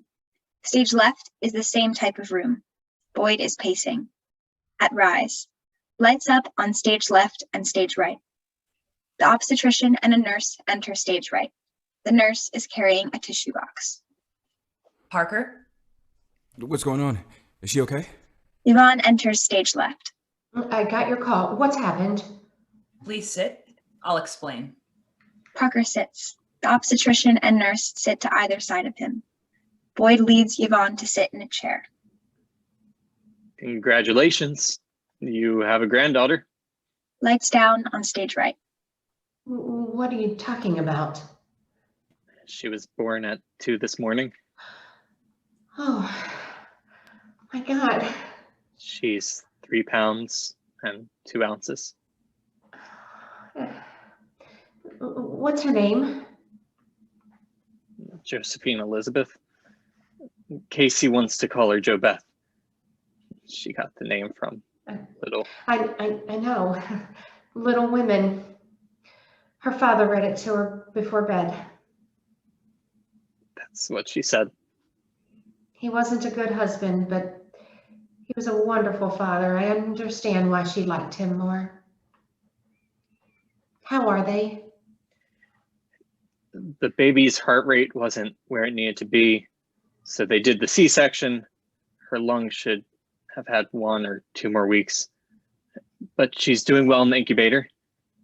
Casey's hip dislocated again. She isn't feeling anything right now. They're keeping her immobilized so she doesn't accidentally hurt herself. Lights up on stage right. It happens to 1% of women giving birth. I've never heard of a case this bad. Can I see them? What do we do? Casey is in recovery. In 2 hours, she'll be moved to postpartum. The treatment is giving birth. Once that happens, the body usually reboots. For some reason, Maddie is getting worse. Joe Beth is in the NICU. I'll take you there and set you up. We have her stabilized. We're on her timeline. It's going to be scary when you see her. We have tests to run and we'll know more after. There are a lot of wires. What we need from you is to sign forms. And there's a machine helping her breathe. And to take care of yourself and Wyatt. When was the last time you had something to eat? It's been a while. It's been a while. Check the baby and then go to the cafeteria. After you're set at the NICU, I'll get something. Okay. Thank you. Is she going to be okay? They're doing everything they can. We hope so. Lights down, stage right and stage left. End scene. Scene 12. Setting. Stage right is Maddie's hospital room. Center stage is the hospital cafeteria. Stage left is Casey's hospital room. At Rise. Lights up center stage. Parker enters with a food tray and a newspaper tucked under his arm. Boyd enters with a cup of coffee. They pass each other and sit at different tables. Parker almost takes a bite of his food, but puts it back and pushes the tray away. Boyd sniffs his coffee and realizes it isn't good. He places it on the other side of the table from him. Parker opens the paper. He quickly flips through the pages, but can't find anything he wants to read. He folds the paper, puts it on the tray, and runs his hands through his hair. Boyd pulls out his phone and checks his texts. He begins to reply to one, but changes his mind and puts his phone back in his pocket. Parker and Boyd slap their tables at the same moment. Lights down, center stage. Lights up, stage left. Casey lays in bed, asleep. Yvonne sits on the chair, reading a book. Casey wakes and sees Yvonne. Yvonne? Oh, good afternoon. How are you feeling? What are you doing here? I was visiting Joe Beth. They informed me that no visitors, but while they do their rounds, so I just, thought I would sit with you. Casey, she is beautiful. I've already seen her, Yvonne. She looks like a bony pink lizard. She's a beautiful bony pink lizard. What do they say in movies during these moments? Who are you and what have you done with the real Yvonne? Oh, and I stopped by your apartment. That landlord let you in again? No, Boyd gave me his key. That'll be a subject of a conversation he will not enjoy. He said your plants needed watering and I offered to help. Is that your motherly good deed for the decade? I guess not. The police were called. What did you do? Oh, and word spread through your building that Joe Beth was born. I was stopped several times on my way to your floor. The two young men at the end of the hall gave me diapers and made look just like a cake. Leon and Ben. I sang at their wedding. Yeah, well, the cake is charming. After I finished in your apartment, I walked out the door and I was met by Gail. Gail? That horrible woman who antagonizes you? Gladys. Oh, right, Gladys. Gladys met me at the door and she said, I hear there is now a horse baby in the building. She did not. She did. And then she said you probably didn't know who the father was. When I get out of here, I'm setting that old bitch on fire. I slapped her. Excuse me? She fell to the floor. Lights up, stage right. Maddie is in bed in a coma. A respirator is breathing for her. Parker sits in his chair, pulled up close to the bed, and is holding one of her hands. Please tell me you're kidding. No, she pulled out her cell phone and she called the police, screaming at them and screaming at me and saying, this is going to get my whore daughter kicked out of the building. What did you say? I said, ma'am, that was a horrible fall. Are you okay? What? Yeah, and I said it loud enough to be heard over the phone. Then I said, I'll stay with you until the paramedics arrive. Hey. And by the time the police arrived, there was a crowd of people in the floor in the hallway. Wyatt's home. Gladys is pointing at me and screaming, she hit me, she hit me. Your mom is with him. Everyone turns and looks at me, and I shrug and say, I just watered my daughter's plants while she's in the hospital after giving birth to my granddaughter. This woman was on the floor when I walked out. He likes his room. Green was the right choice. You lied to the police? Are you insane? Wyatt doesn't care much for your mom. I took a calculated risk. She's working hard to win him over. I guess this wasn't the first time Gladys called 911, and I was right. 4th call this month. You gained back the weight he lost. Gladys received a stern warning not to call again unless there was a real emergency. He's taken to the bottle really well. What did she say? That's the end of my small talk.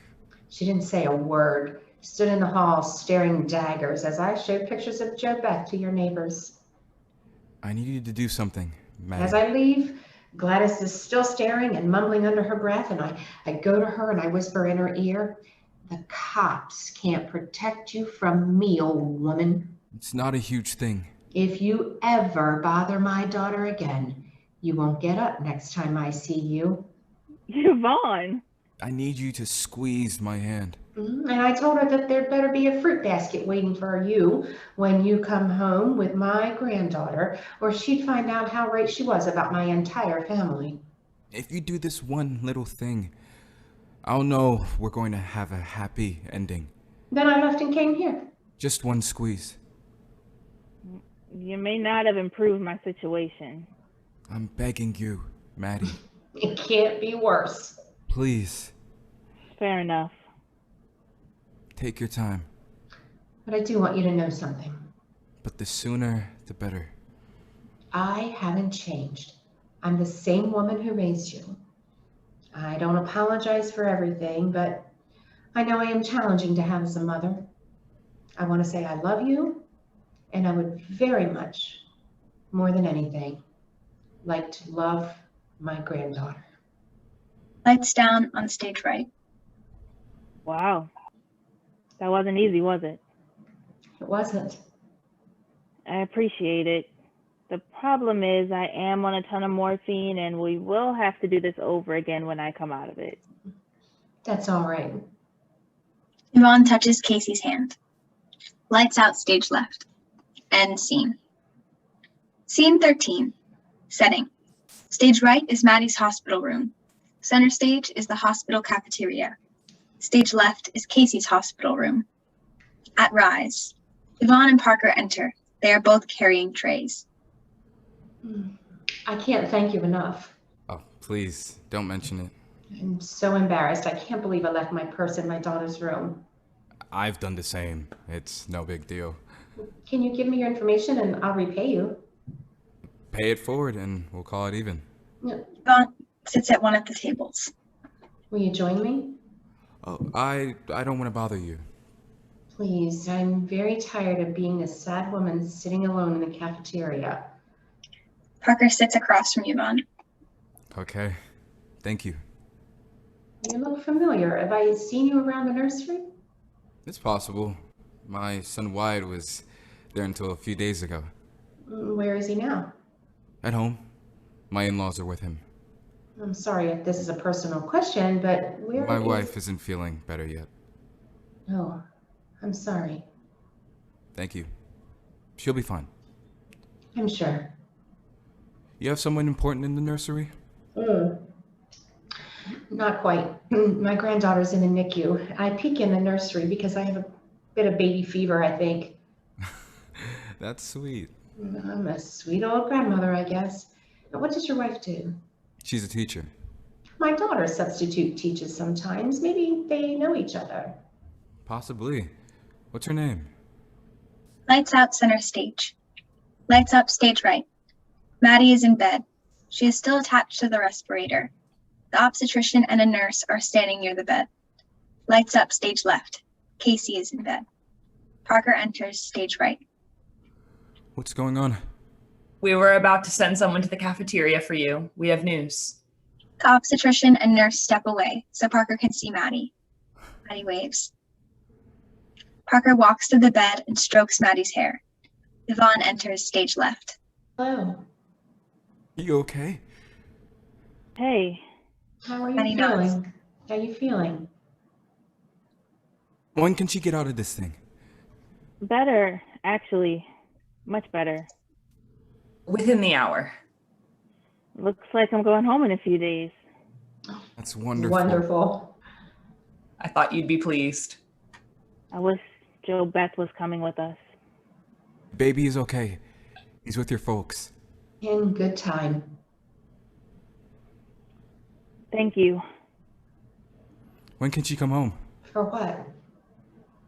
Things are going to happen fast. She could be ready in a week to 10 days. You should know I appreciate that. You've been great. I don't think she could wait that long to see Wyatt. You're welcome. Let us know when you want to bring him in. Seriously. A lot of people here want to see that moment. I know. We'll give you some privacy. The obstetrician exits with the nurse. Thank you for letting me be here. Parker turns to Maddie. She takes his hand and squeezes. Yvonne strokes Casey's face. You heard me? You know, I'll probably be a bitch too again when I'm out of Percocet. And I should enjoy the moment. Oh, You'll never believe who I talk to. Lights out, stage right and stage left. End scene. Scene 14. Setting. Center stage is the hospital cafeteria. At Rise. Cafeteria is empty. Lights up. Maddie and Parker enter. He is pushing her in a wheelchair. She is wearing pajamas. I'm going to say again, they will bring food to you. I need to be out of that room. Please give me this. Parker sets Maddie up near one of the tables. Besides, when the food gets to me, it's always ice cold. It doesn't taste better hot. What do you want? Surprise me. Fine. He kisses Maddie, starts to leave, but stops to kiss her again. Love you. I love you too. You don't have to say that every time we separate for 45 seconds. Ah, I don't mind. He kisses Maddie, then exits. Casey enters using a cane to walk. Boyd is at her side. They do not notice Maddie, and she does not notice them. No way. A wheelchair would speed things along. I'm fine. I need coffee, but I'm fine. You never drink coffee. Well, I want it now. I want coffee, and then I want to see my baby. How do you want it? Surprise me. Boyd exits. Casey sees Maddie. She considers a moment, then walks to Maddie's table. Maddie looks up to see Casey. She struggles to get up. Casey awkwardly crouches down. They hug. Casey sits. Okay. Fine. Lights down. The end.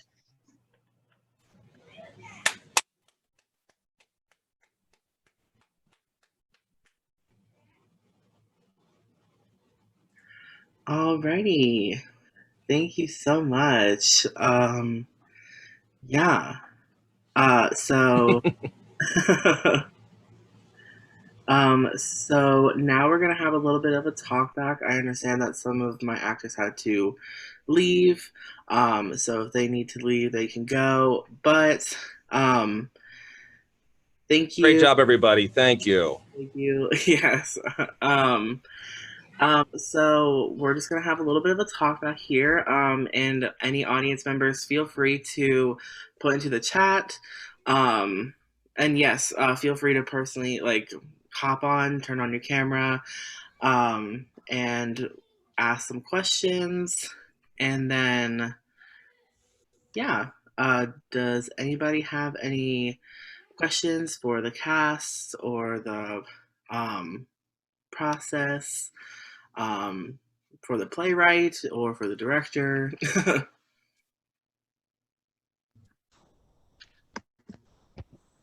Hi. Jenna, somebody else. Okay, a bunch of people. So I've been watching a bunch of these because I'm Jennifer Silverman, and I just make sure all the Zoom things run smooth.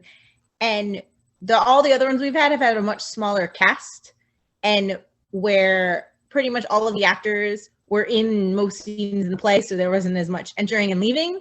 And I am wondering how, as a director doing a play with this much of a cast and this many different scenes and scenery moving, like worked on Zoom, because it worked wonderfully as an audience member. I'm just, curious about that from the director.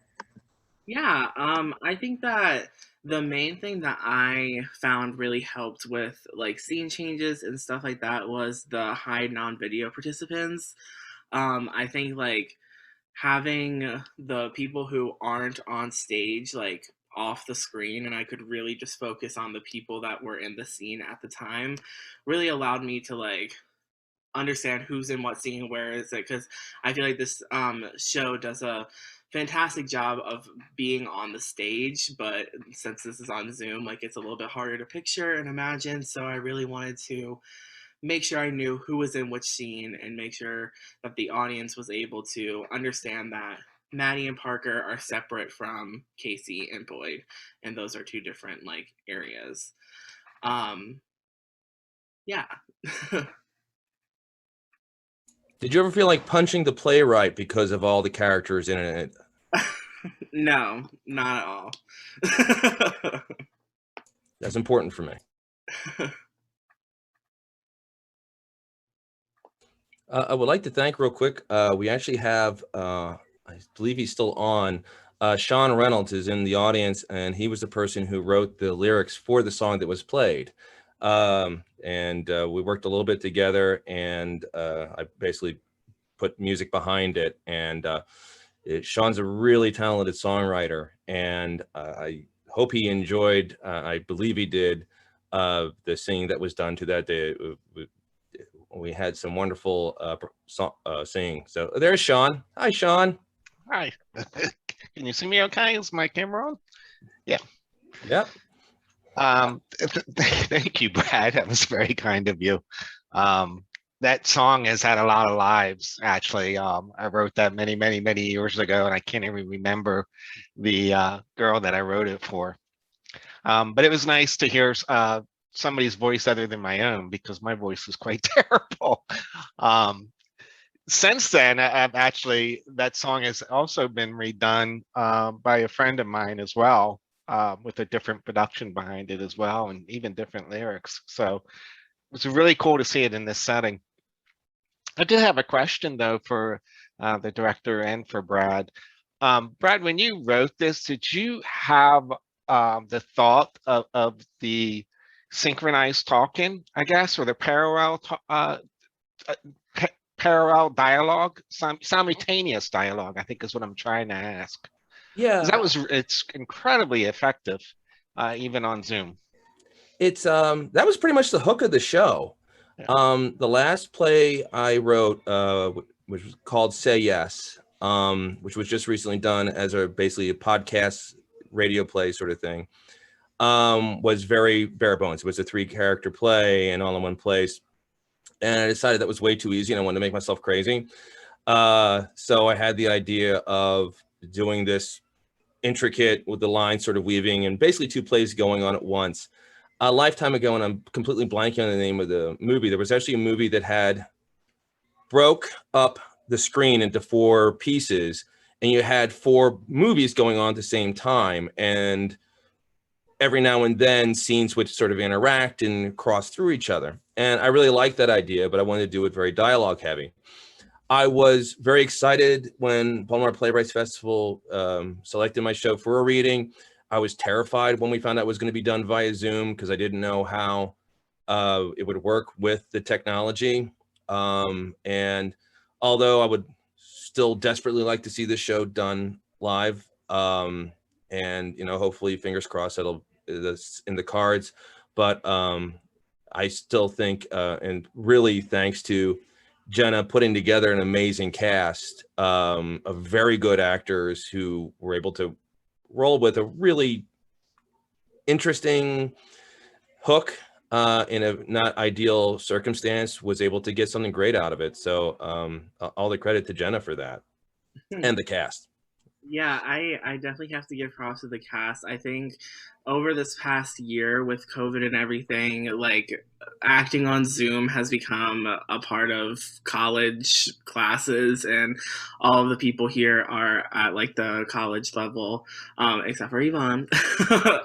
But like I feel like everyone has at least has some experience of Zoom and how it's kind of hard to talk over people and like talk at the same time. But I think that even though it might not have always been right up in sync, it still was effective. And all the props to the actors for just pushing through. The first rehearsal, I was like, it might not sound together. It's fine. Like we will just try our hardest, and this was the end product. Okay, so if there's any other questions, they can go in the chat. If not, we can talk. I know, like my school, we whenever we have a reading like this, we try and do like lean-ins or like lean-outs, which lean-in is something that was interest of you, like something that really pulled you into the script, and then a lean out was something that maybe confused you or popped up a question. So if we want to start with lean ins, people can send them in the chat, or they can hop on and talk. Yeah, even actors, you can say like what leaned you into the script, what are some of your favorite moments. Yeah. Oh, we have a question here. The energy on the cast was so high from the for the actors. Did you work personally to create that while individual Zoom? And for the director, what tips do you have to create that? So, is there any actors that want to address that question? From Cassie Farrelly, who I know Ms. Farrelly, she is an amazing writer. I'm glad that she didn't submit to the Baltimore Playwrights Festival, because then my play wouldn't have been selected. So let me start. Hosea, how difficult was for you to work on the chemistry? Because the two, and I sort of want to hear from the two couples to piggyback off that really good question, because the play really relies on the interpersonal chemistry. So, you know, for Parker and Chloe, you know, or for Parker, you know, just if I could get our leads takes on that. Yeah, of course. Lucky for me, I actually do know Libby, who plays my significant other. So it really wasn't that hard for me to, you know, build or work on chemistry, because we kind of already had it. But it definitely helped push said chemistry even further. Clearly, it's not a relation, like a romantic relationship that we have, but it really helped, like having to talk to somebody else who I've already had a conversation with. So the chemistry was kind of already there.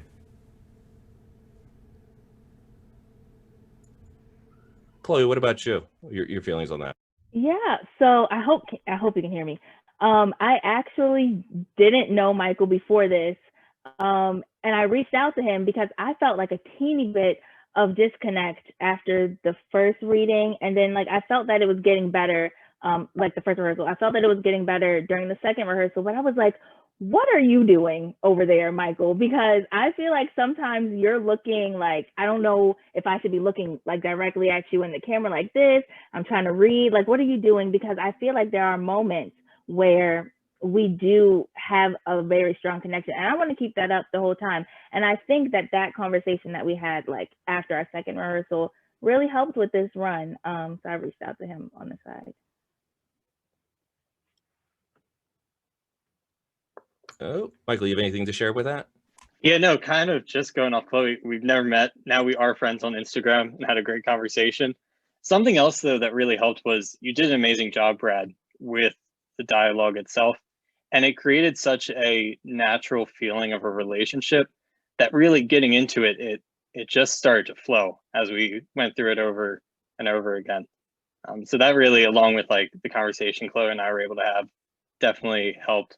And Jenna did an amazing job of really pushing to, with a shorter rehearsal time period, thinking at these broad term pictures to look at, to push us to look at scenes in a larger scope to really get this sense of a relationship over a longer period of time, not just the hour and a half we get to sit next to each other.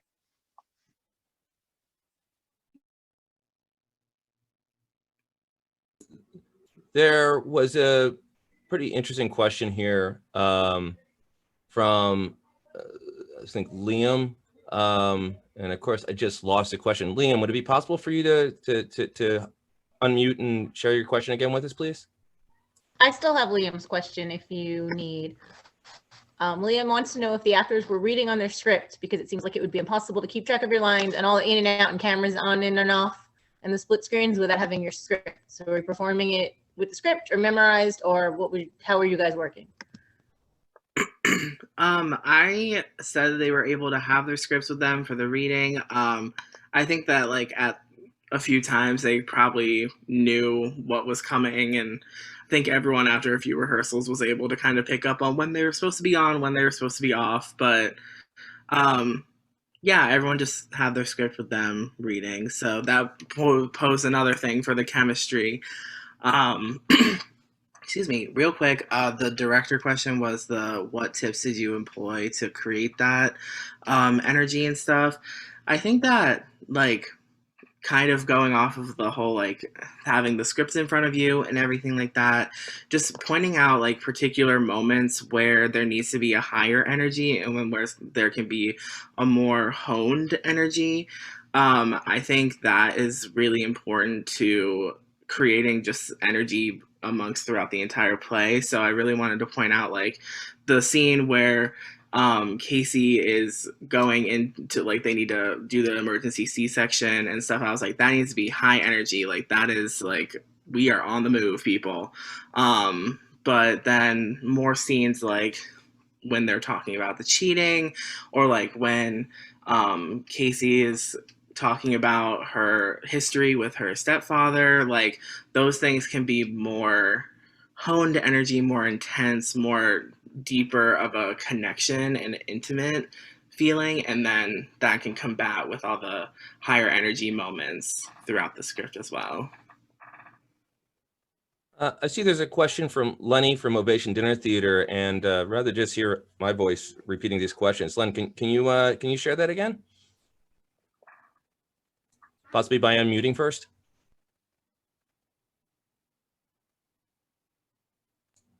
You're still muted. Just seeing if you guys were paying attention, and you are.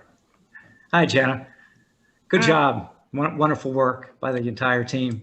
My question was, how do you think you would have or could have actually staged this if it were a true live production? Yeah, I think that this script allows a lot of like moments for it to be like staged in really awesome and exciting ways. I think that for a lot of the scenes in like the apartment and stuff, it would have to be more of like a tone, like, or in the hospital and like those kind of things, like just like more like specific things like the hospital bed, the like monitor maybe like there, and then just like a couple other like a chair and like some things just like to build the space but not have the full space around it. And yeah, I think like the table and like the kitchen room table and those things, everything will just kind of have like, I think like each scene could just have like a few little pieces that are easy to take off, easy to transition through other scenes, because I feel like it does kind of change and move and switch and do different things. So I think that would be really effective. And then also playing around with lighting, like how Maddie's side can have a different shade than Casey's side, that can really help define the two spaces. Yeah, those are just a couple ideas. Yeah, I could just imagine, you know, visually see what that would have looked like, Brad, had it been a live set, with the, as Jenna was saying, with the lighting and the two sets, the way you had the stage direction. I think it would add a totally new dimension to the work, as wonderful as it was, you know, if it, in fact, it were a live presentation. Well, I'm really happy to hear Jenna, and she's a really good director, and we have some friends in common who have all sung her praises. when I wrote this, and I know this is a part where I'm supposed to be really humble and stuff. I think it's a great show. I really liked what I wrote, and I think there's some neat pieces of dialogue and stuff, but there is a thing where I had no idea when I wrote it and submitted it, and I was like, wow, this may be a challenging show to stage, because I wrote it from the perspective of, and this is often how I write, I usually write from the perspective of, would these lines be fun to say, and does the dialogue have punch? And I don't think too much about, hey, how much of a pain will this be to direct and do all the staging and lighting? I don't tend to think of lighting and settings because apparently I'm just mean as a playwright. But when I looked at it, it's like, yeah, and I've directed in the past, and I actually looked at it as like, this is not something that as a director would play to my strengths. As a director, I would need somebody someone who's very good at sort of moving the chess pieces around, which was never necessarily my strength directing. And someone like Jenna, honestly, the right person got selected for this. And it was hard enough to move those pieces around virtually, but it sounds like what she's saying is she already, and I think, stop me if I'm wrong, Jen, I think that's something that just happens to a director when you read a script, or even when you just see a play or whatever, you start thinking, like, okay, how do I stage this? How would I move this around? And how do you make the pieces fit together? Yeah, exactly. As soon as I read it, I had such a clear vision of like how this was going to be staged, and how if like it was on the stage, like how it would be, and it immediately drew me to it. I loved reading it for the first time. If I may comment, we had put out a notice for directors and actors to just submit for the Baltimore Playwrights Festival for these readings. Jenna responded. And when I was looking for directors, I put out an email for these plays that we were doing readings, and Jenna was one of the first responded. So I asked her to do two of us. And her response that she gave to me was so detailed about the play and about how she felt about the play, her thoughts about the play. I was so happy to say, yes, you can do this. I want you to do this. And that's when I put the two of you together. I thought that the play and the actors did a really good job, but Jenna, I was really impressed with you. I just thought with your direction and your thoughtfulness and your thoughts about the play was amazing. And I just wanted you to know that the artistic director of Spotlighters has asked me to submit plays from the festival for some, they're going to be doing an opening, the reopening Spotlighters.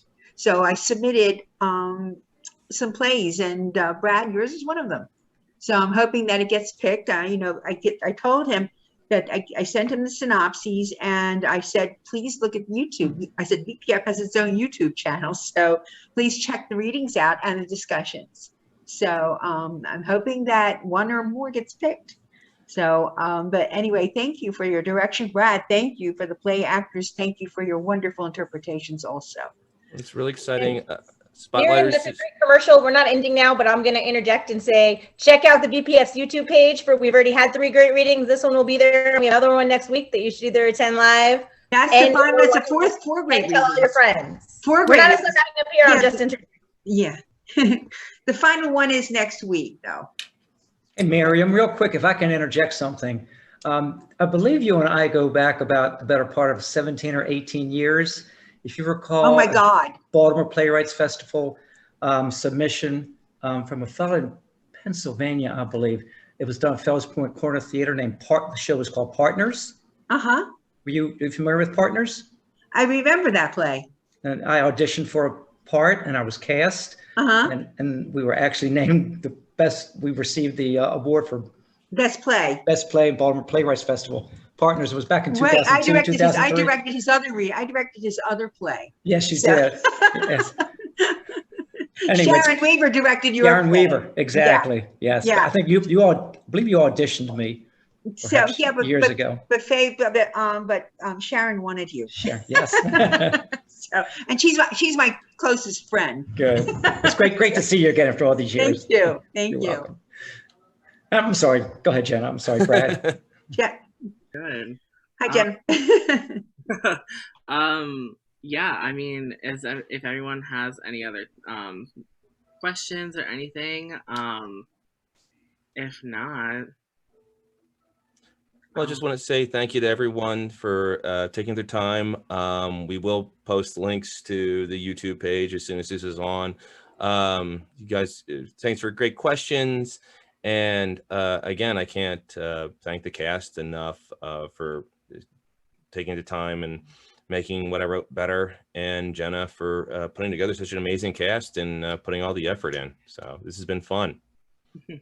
I thought Yvonne was wonderful. Yvonne, as a very biased participant in Yvonne's life. Allow me to say, since Yvonne has been raised, that thank you, Brad, for writing Yvonne's character in, and Jenna for reaching out and kind of recruiting me near the end of launching this. But when it came into it, of course, I had one vision of Yvonne, and the way that it ended in today's reading, I literally got tears in my eyes in the end. So, and I'm getting emotional thinking about it right now. That scene with Boyd, right? And we're talking about the granddaughter. You're going to cut me out of her life, and I have a young granddaughter, and it just really got to me at this today for some reason. So, thank you. I really liked writing the Yvonne character because it's always interesting, and it's something that I don't necessarily love about entertainment, where they'll write the bitchy mom or the jerk dad, and often there's one of two arcs. Either they stay that and then they get kicked out of the life of their children, or they twist and become the sweetest, most perfect person ever. And what I liked about Yvonne, and the performance did such a great job of conveying this, is she's not saying she changes. She's not necessarily a better person, or she hasn't seen the error of her ways. It's just, if I keep behaving the way I do, I'm never going to get to see my grandbaby. And you can sort of see that when they talk about the scene with Yvonne and what she does to Gladys. She just turns her evil against the right people. And she's like, I'm going to behave because I do love you. And even more important, I want to love my granddaughter. And I like that arc, and such a wonderful performance to sort of bring it together. And it was very neat. And it's funny, one of those where you would sort of love to show the whole creative process, because seeing Jenna sort of help guide the performance did something really fun. And it's funny, this play is really written as a comedy with some dramatic stuff. It's hard to get the time.